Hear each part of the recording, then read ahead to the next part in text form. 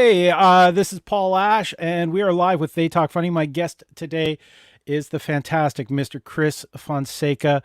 This gentleman has appeared on HBO, on Showtime, on Arsenio, on The Late Show with David Letterman. He's been on Baywatch. He's also an inductee of the Fellowship of the Arts Hall of Fame. Please, the very talented, the very funny, an incredibly nice person to spend a little bit of his time with us tonight.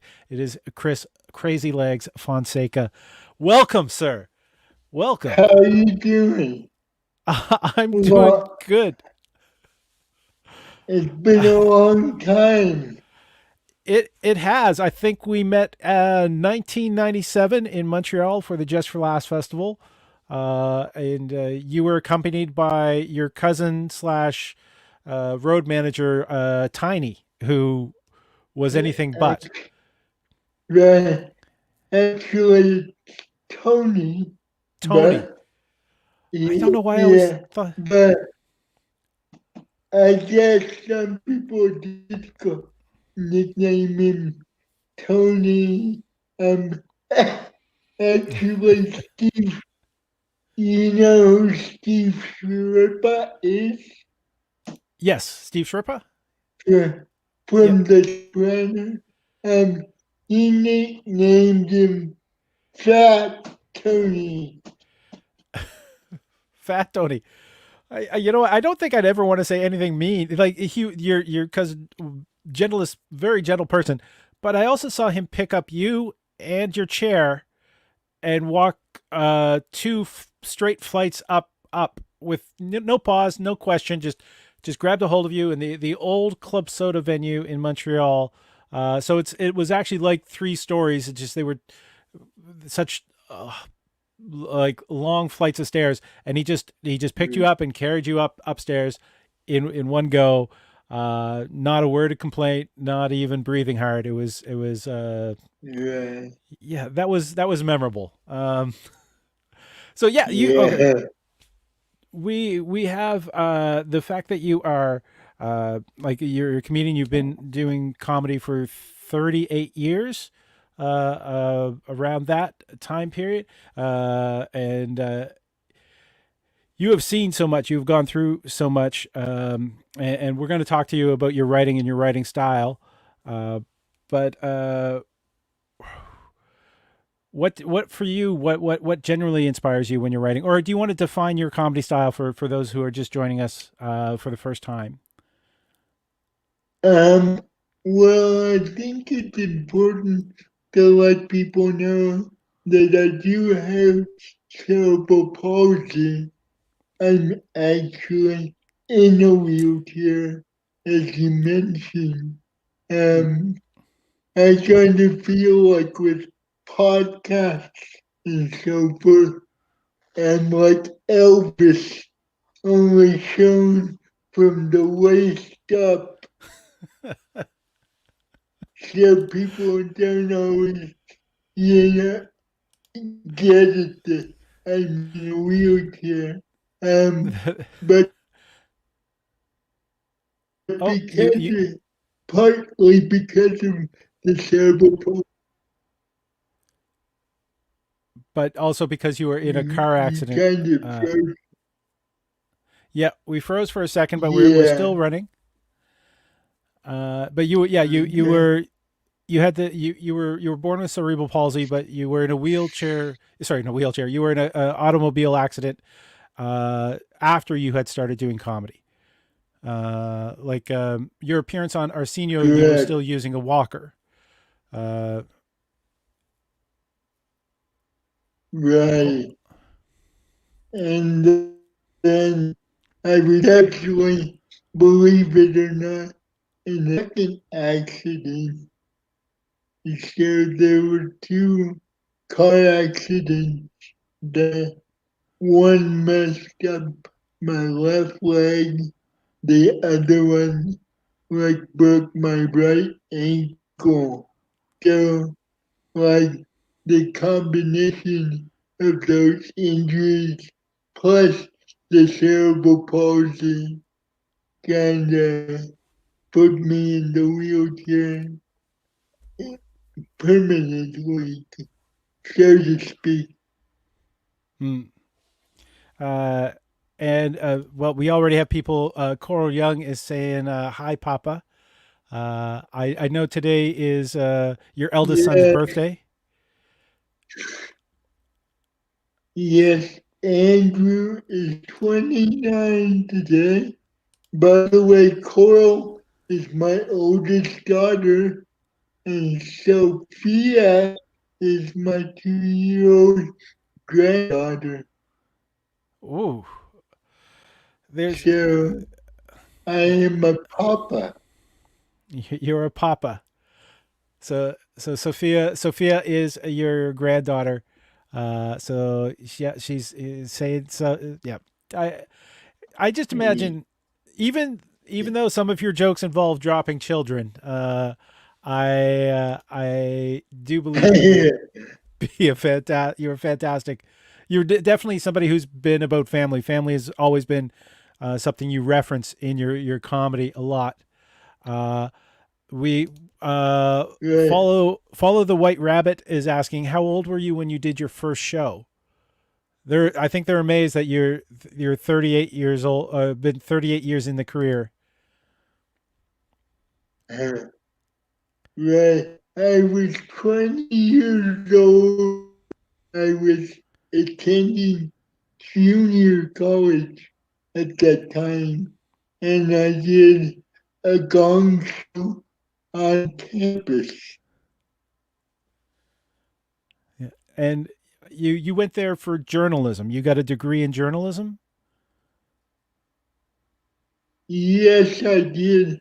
I actually attended college on a Dow Jones scholarship, which was a big deal. Like, I won a national contest to w- get the scholarship. That's fantastic. The I mean, you're obviously a very intelligent person. A lot of people will make assumptions because they see you in the wheelchair and they see the twitches that comes with the cerebral palsy. You have a a great joke about the assumptions waiters will make when you're eating with your children, which I don't want to step on, but Right. Well, it's funny. One time we were ordering fast food, and the clerk, the person at the register, was talking to me like in the Mister Rogers voice. And at that time, my youngest daughter was like 13, and she looked at her and said, "He's not retarded. He's a dad." It was yeah. very funny. Now, okay, we're making it sound like a lot of your comedy is storytelling relating to your life, but that's not like from watching you. That's not all I see. How do you do? What would you describe as your influence or your source of material when it comes to writing? And if anyone has any Well, questions out there, I please just drop think them in the chat. I think what you're referring to is that my comedy is about more than just my disability. For example, like you said, I am a dad and now a papa. I've been married and divorced, and basically my comedy is like the one-liner style, like Dangerfield would do, or Mm. Stephen Wright, Emo Phillips, Mitch Hedberg. Actually, Mitch was an opening act for me back in the day. Wow. And Follow the White Rabbit, it says, "You're looking good, Chris." They're the ones that couldn't believe that you started comedy 38 years ago. Uh, and there Me is. either. Oh, and Don Morrow wants to point out that you dated several psychos, so don't forget that as a source of material. Uh, Thank you, Don. You just made all that money in therapy go bye bye. oh no, there is.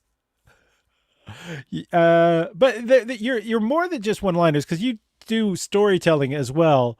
I mean, you drop deep hooks. You have you use the callback fairly well. Like you will the story about proposing to a deaf woman and all the relationship. Like when you were Just for Laughs, you of course you did the gala, which is on your YouTube channel, but you also did the relationship show that year, if I remember correctly, because you had so much dating Oh, yeah. material. Yeah, I Uh, did. yeah, I mean, I didn't want to say that you were just limited to your material about your disability because that's definitely not. There's a Canadian comedian by the name of Michael Lifshitz who has physical challenges. He was born with musculoskeletal developmental abnormalities. He's probably listening, so I hope I said that right. But he cites you as one of his greatest influences for getting on stage to perform because Wow, he thought you were that's hilarious, and he great. definitely thought you were much more than just the just the disability. You're a full person. This is anyone who wants to treat you like not that. I think is missing out on so much because you are so funny and so smart. Um, Yeah, I'll just leave that thank hang. you. I I will have to tell that to the woman at Goodwill. I was shopping at Goodwill like 2 weeks ago, and a woman came up and fired me. And I was like, what? And she said, you haven't been at work for the last week and a half. We're going to let you. And I'm like, lady, I don't work here. Uh, Michael is it was correcting me. He's saying it's multiple congenital musculoskeletal abnormalities, and the number of times you've heard me say it would make you think you've had it. That's Yeah, easy for you to say. Yeah, oh, that is a definitely it's a big thing. A part of it's part of Michael's act, but it's definitely not all of Michael's act. And Follow the White Rabbit is loving you here. And Seraphic a Trip Lilacs is saying that's how we roll. So you're okay. I'm just gonna Yes, mention your website at this point, or your Twitter is laugh roll on Twitter. So rolling is definitely one of the puns that you work for, and your T-shirts are available on FonsecaComedy.com, and it's almost a trademark for yes, you going the mine. ooh. Oh, yeah. This latest version has me in a sombrero holding a mic and saying, Urale. Urale. So, Yeah, now yeah, you just past December, you actually opened or not opened. You were one of the cast of the Dave Chappelle show in Texas, Austin, Texas, wasn't it? Um, and yes, it was. It was actually on my 57th birthday. I did a show with Dave Chappelle and Gary Clark Jr., who is an amazing blues guitarist out of Austin. If you ever heard him, you should really look him up.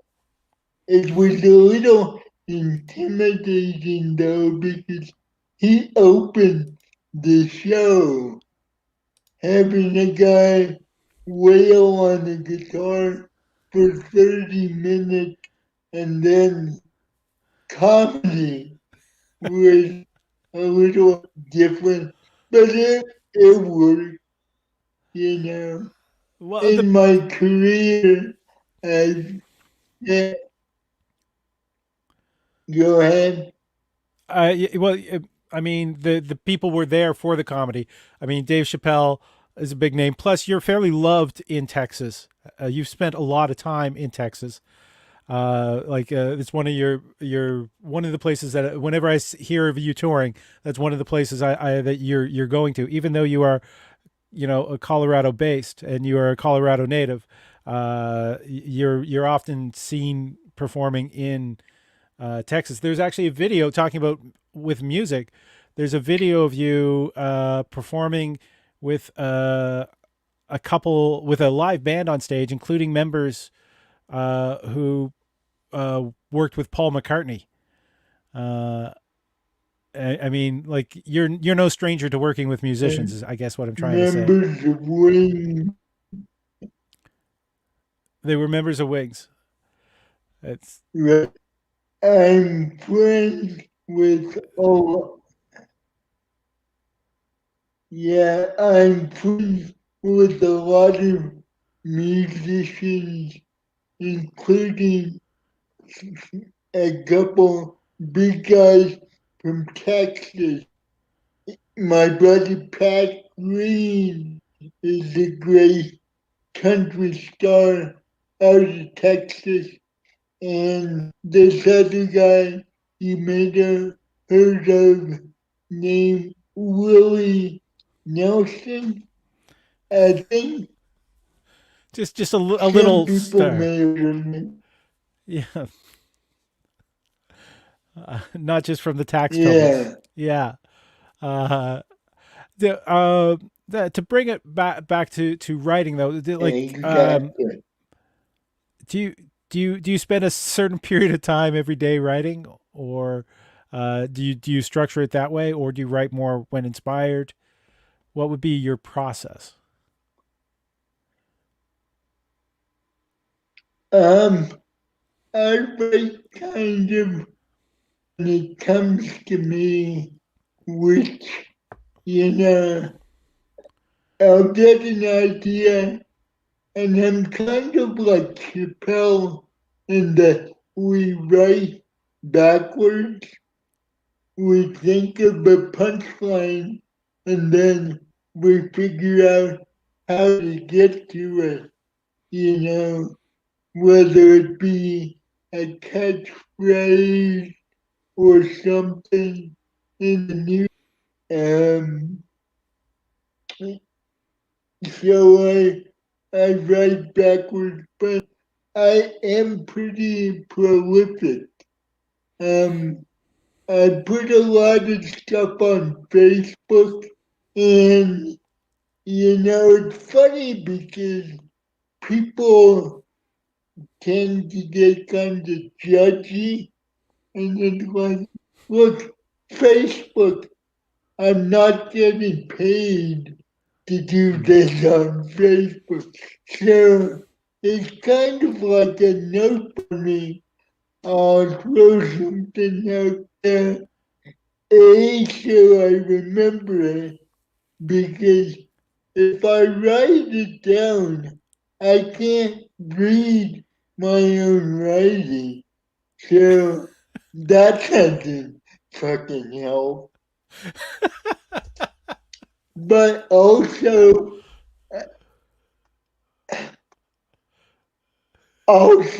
I get like immediate feedback and I get to see if people are following what I'm saying, you know. if I'm totally off track. Have is that always been your process, or is that has been since this past year where stage time is being limited in a lot of places? Um, it's gotten to be that a lot more since there is no live performance, so to Mm. speak. Um, a lot of those jokes may never see the stage because, especially topical stuff, you know, by the time I do a real show, people may not even remember what I'm talking about. Yeah, anything that's topical, that's always kind of been the worry. We got a couple comments have come in. Cal Rippin new just asked, "What's going on, boys?" This is They Talk Funny.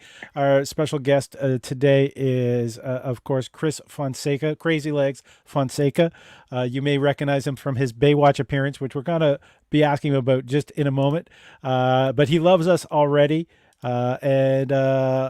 Follow the White Rabbit is saying she just wants to say that this is cool, and uh, Carl is mentioning that his grandfather had a stroke, and the man is an inspiration. I think anyone who faces adversity is an inspiration. Chris is an inspiration as a stand-up comic. Just beyond uh, any disability or challenge that he had to face to get there. Follow the White Rabbit is thanks to both of you for live streaming. That's the purpose of doing it live, though, so we can interact with all of you. So if you want to drop some comments in, you're free to do so. This show happens twice a week on Tuesdays and Thursdays. Now, you were talking about the limit of stage time, but you're not just a stand-up comic. You've also have been an actor as well. Like before the first car accident, you were on Baywatch. Have you done a lot of television outside beyond like the stand up? No, actually, that was my only acting gig, and it was written for me. The episode, which is on Amazon Prime, by the way, is called Lost and Found. And the episode is about a comedian in a wheelchair protesting the lack of access to the beach. Now And there's a funny. at one point, I actually handcuffed myself to Pamela Anderson, which was very cool. It was very cool to do that, but to get paid for it, yeah, every guy's dream. Yeah, Hey, now Amy.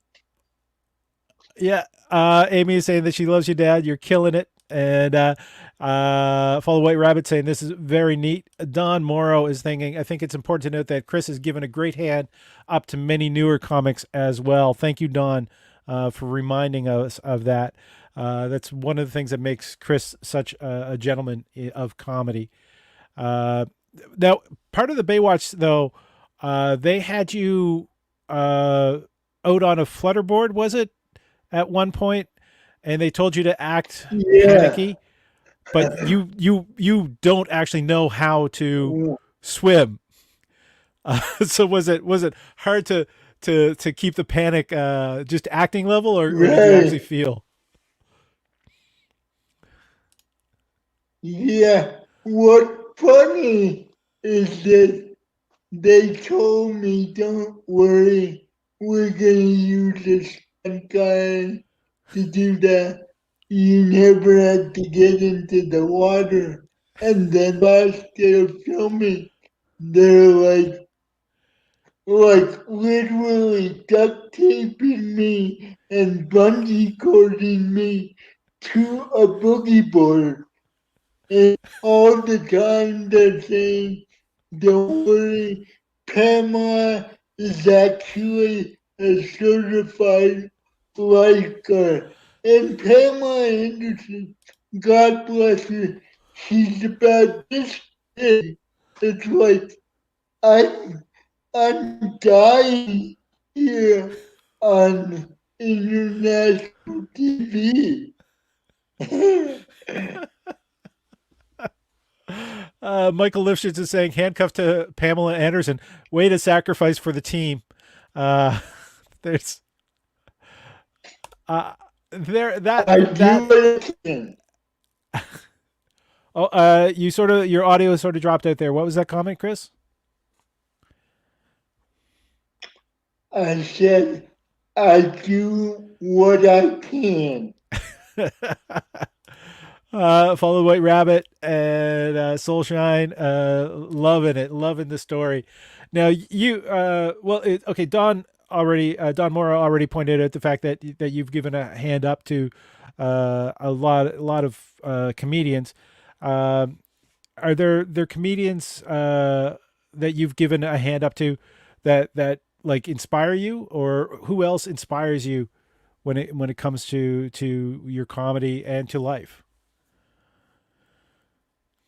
Well, I couldn't do an interview and not mention my comedy mentor, who is Sinbad. Sinbad I met way back in like 85, and he is actually recovering from a stroke right now. So I want to give a shout out to him and keep at it. I know you're gonna come back and make us all laugh again. And until then, I'll try to fill your shoes, so to speak. But if you've never seen Sinbad, he's an amazing comic. He's one of the quickest minds that you'd ever see. Yeah, most Thank definitely. you, Because Ken. and Karen commenting on the jacket. It's Tony Orcanes. I'm probably not pronouncing it properly, but the type of jacket. Yeah, Yeah, and Sinbad. yeah,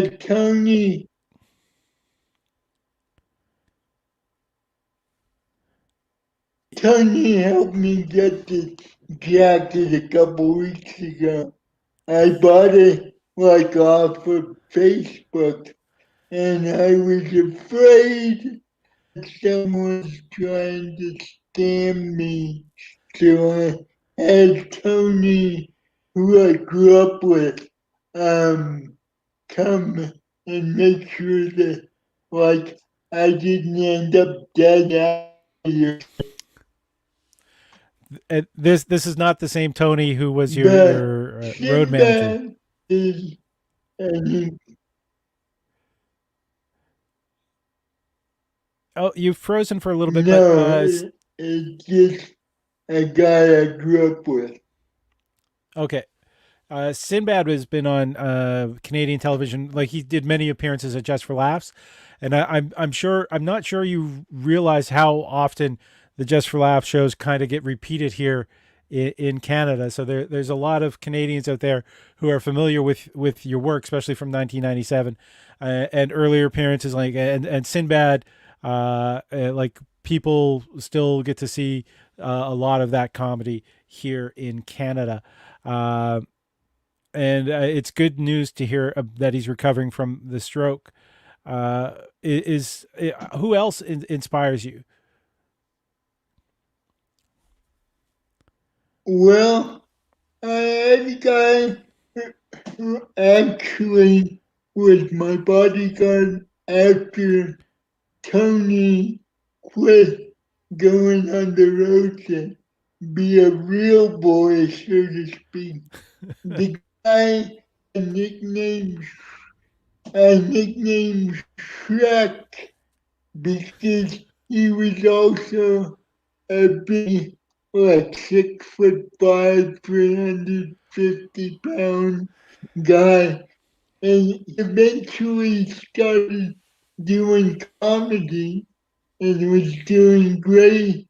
But in November, he got COVID and passed away. And so that was a tough one, but he inspired me because he had diabetes and he had both his legs amputated, but he still was a kind, gentle soul, and he was funny. It's really awful that he was taken so young. He was only 38. Hmm. This year, this is this is usually part of the conversation we would be getting to, but this year has been incredibly hard on so many people with the lockdowns shutting down venues and hearing about your friend. What was his name? Would he have any online presence that people could go watch his shows? Because comedians never die as long as people can still laugh at their jokes. Yeah,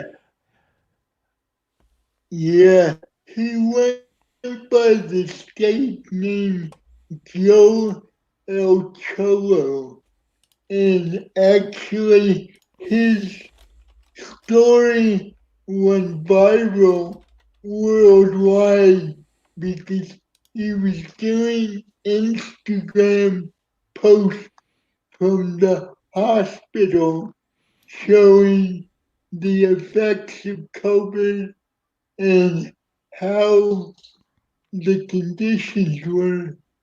I was actually scheduled to go do a benefit for his family this week, but on the advice of my manager and other people, I'm gonna play it safe and wait till the vaccine is out there more and not only putting myself at risk but other people. So I will plan to do something later, but if people watching, can look him up and there are GoFundMe set up and I stuff. So is that the correct spelling of the name? Yes, it is. Okay. So anyone who wants to screenshot that name or write it down quick, go check out his comedy. Check out the benefits. See if you want to donate. Please donate. This has been. I'm up in Canada, so we have definitely have been under effect of COVID. Montreal is one of the hardest hit cities in Canada. For that, we haven't been hit as much as in the U.S. But the Black Lives Matter movement is also something that has been huge this year. What's your thoughts? Do you think that there is actually going to be change with what has happened over this past year? Is It's a heavy question, I know. I hope that with with more responsible leadership that we can start to initiate change. And I, I think it's really needed. And although we may not all agree on how to get there. We need to start somewhere, and it's very maddening to me that the outgoing president, who I won't even say his name because I have such lack of respect for the man, he did nothing, and if anything, he made it a lot worse than it needed to be. Yes. Um, do you now? One of the things that has come out, like obviously there is a new president coming in, and there is a lot of positive thoughts. But as your manager said, they suggest you don't go performing. It's going to be a long road back, and then we need to get the vaccine out to people. There needs to be new legislation. There's still a lot of work to be done. Do you feel that are people too exhausted from protesting? Do you think to actually knuckle down to the hard work that needs to be done, or do you feel that people recognize that so much needs to be done, and that they are willing to do it? I think the fact that they actually took the time to protest and to go online and voice their opinion, I think they know that that alone is not gonna solve the problem, and I think they're willing to do the hard work and have the difficult discussion. Because, like I said, we may not agree on even what the problem is, which is kind of crazy to me, is how you cannot um, get it that these um, black people are being murdered. Because I have people say, well, if they didn't get in trouble to begin with, they wouldn't have been in that situation. And I am not in any way saying that breaking the law is okay or whatever they did was okay. That's not where I'm coming from. However, the result, like the guy last summer that had the officer's knee on his neck. George Floyd. Yeah. How can you, yeah, George Floyd, how can you justify that? You can't. And you have to address what the officer did.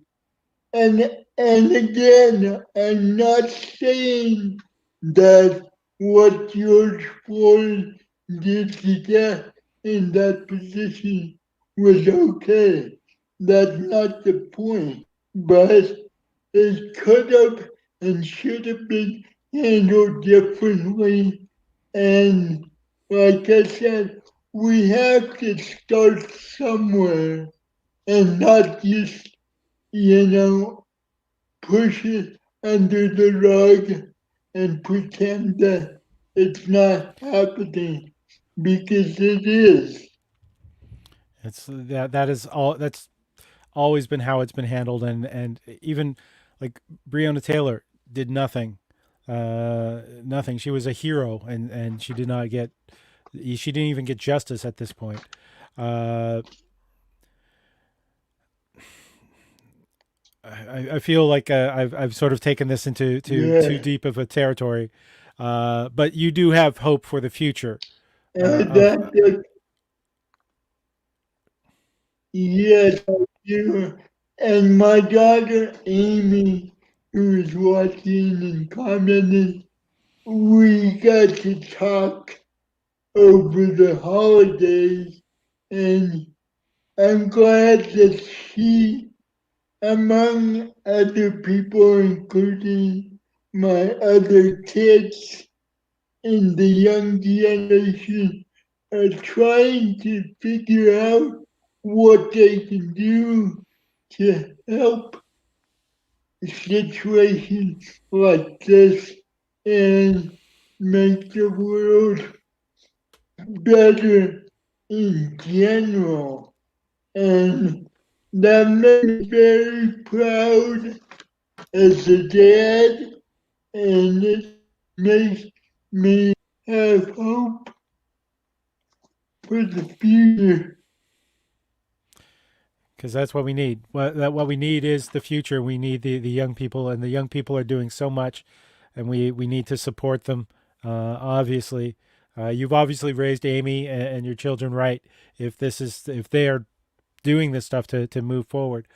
Um, at the same time, on a lighter note, what has happened this year has been the breakout or the growth of online shows. Not like just this, but you've also have been performing online in Zoom shows and doing your comedy online as well. Coral wants to say that her little sister Amy is awesome, just like our dad. And do you think that once the clubs open up again, uh, that this is going to be you are awesome, sir. Sorry, we want to definitely say that. Do you think online and online comedy is going to remain? Um, I think that it may be like a part of the package because even when the vaccine is out there and the virus is under control, so to speak, um, people are hurting financially too. And Yes. so they may not have the money to go out to see live comedy. So I think clubs would be doing themselves a favor by live streaming for a fee, Yeah. but you know, maybe they make $10 instead of the 30 or whatever, and of course the drinks and food. I Yeah. mean, I feel so bad for these club owners. Here in Denver, Wendy Curtis, who owns Comedy Works, has been going through a really hard time. He has two locations, and comics would kill to perform because they're such great audience, a great experience, but it, he's really having a hard time keeping the doors open. And the same thing with like the smaller clubs. There's two in Colorado Springs, one called Looney, which is run by a guy named Eric, and then another one, new club called 3E, also run by a guy named Eric. And I just want to tell him, hang in there, and I will do everything I can once you get going again to get butts in the seats and get people laughing again.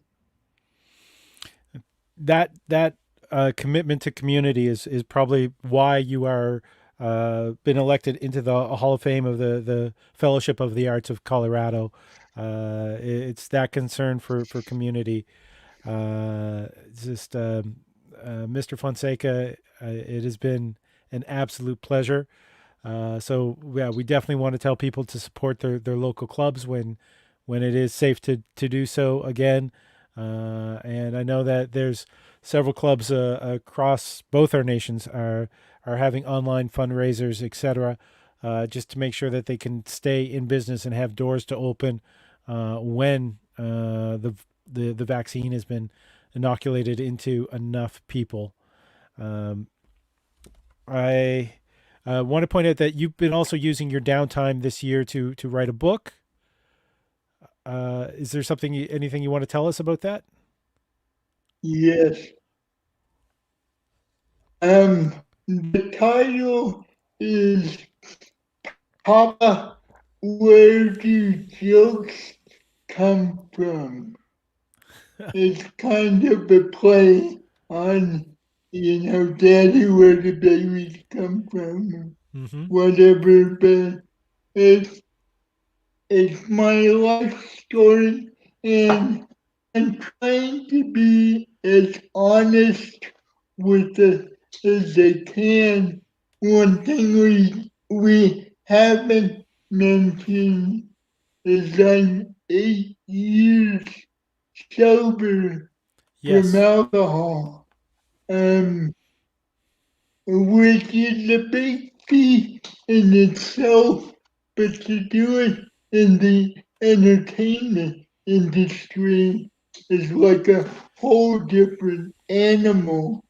We were talking earlier, you said that I told you a story about Bill Hicks.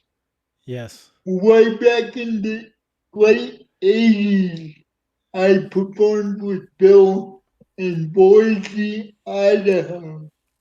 And I think between Bill, myself, my cousin Bubba, and John Novosad, Hippie Man, we must have drank and a half of beer and like a couple bottles of Jack Daniels. Anyway, we ended up at a biker bar, and by this time Bill was 3 sheets to the wind, and he thought it would be funny to pick on the bikers. And Bill was not a big at all, but he was yelling at him, "Fuck you, pussy! Wait and kick your ass!" And he's looking at me and he's saying, "You got my back, right?" And I'm yelling, "Bill, shut up! Bill, shut up! You're gonna get us killed!" And luckily, they had pity on us and let us drag out of the bar. It was a Yeah. At that time crazy too, night for sure. you were in crutches at that time because that was before you did Baywatch, and it was after Right, Baywatch you had the first car accident. right, Right. right, Uh, yeah. and Follow the White Rabbit wants to know if you have any hobbies that interest you. Yeah, I'm a music fan. As I said, I'm, I'm lucky to be friends with a lot of my favorite musicians. Pat Green, who I mentioned, out of Texas. He's an amazing artist, and Stevie Wonder is also a good buddy of mine. I talked about Willie Nelson. I actually met Willie and Stevie on the same day. We did a big benefit on ABC TV back in 90 for the Christopher Reeve Foundation. At the end of the show, they had everybody who was on the show sing together, which I felt like a total moron because here's Stevie Wonder, Willie Nelson, Amy Grant, Aaron Neville, Gloria Stefan, and on, and me.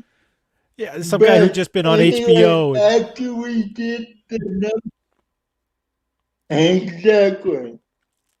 And so after the song, like we were all going backstage, and Stevie tapped Willie on the shoulder, and he said, "Can you please guide me backstage?" And Willie, being Willie, he was probably stoned at the time, and he looked at him like, "Oh yeah, you're blind. Yeah." It was so funny. Mm, My at the time, Amy and Jessica and the boy's mother was with me and didn't believe that she heard that. It was so funny. that's amazing. One other thing that One other thing I wanted to bring up, I have a young friend named Kylan. Kylan, a couple of ago, he was like 12 and he got stabbed with a pencil at school.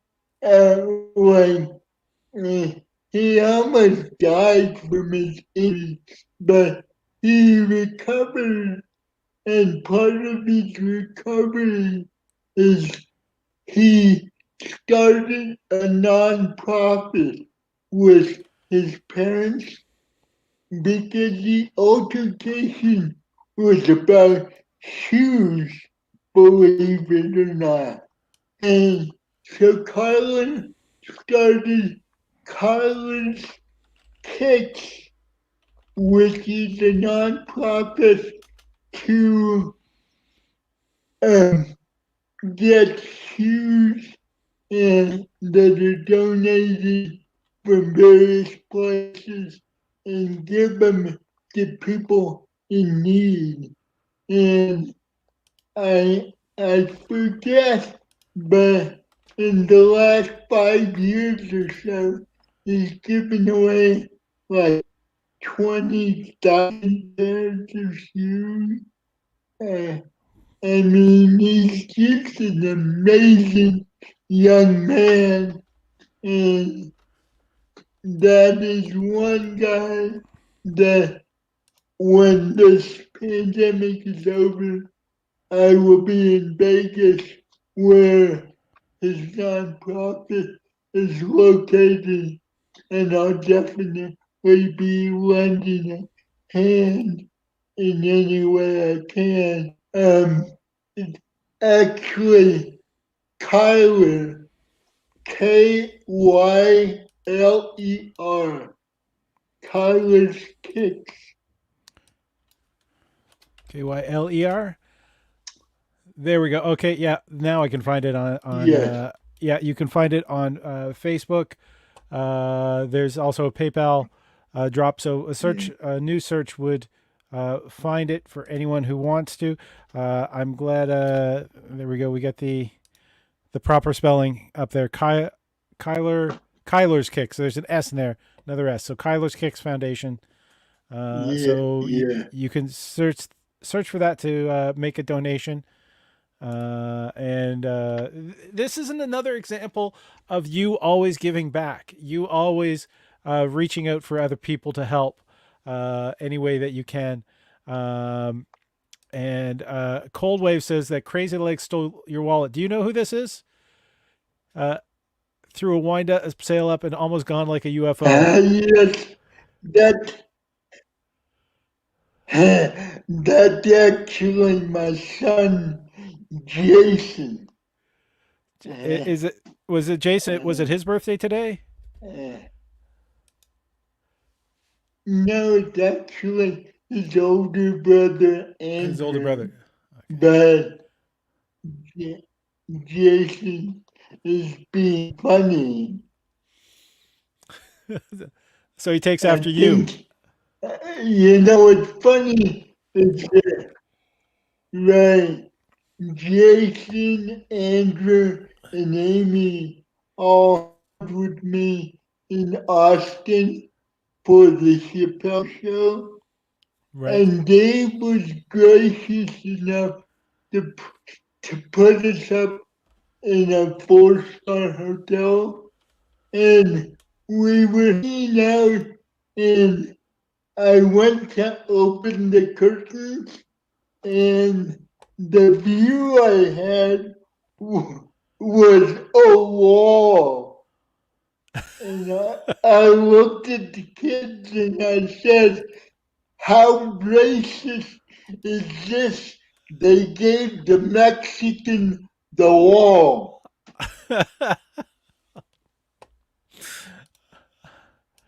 Let's. There's a picture of you on And it was stage on the very Chappelle and Friends show. Uh, and people can find your Facebook group. It's right there, Fonseca Comedy.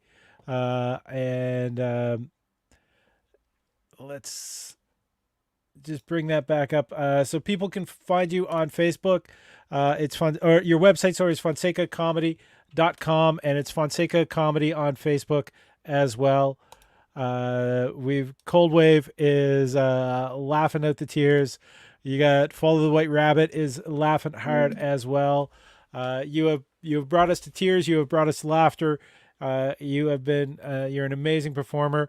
We've gone an hour already, which is sort of the max that we take these. I want to thank you very much for being part of this, Mr. Fonseca. Cool. I can't wait till I can see you live again. As much as we're talking about online shows and how that is an option, nothing beats live when it comes to stand up comedy. Cold Wave is mentioning the only room with a wall that they were saving for you, Vato. Uh, Yeah, exactly. Cool. uh, Well, so thank you very much, Paul. it's my pleasure to have you here, Mr. Fonseca.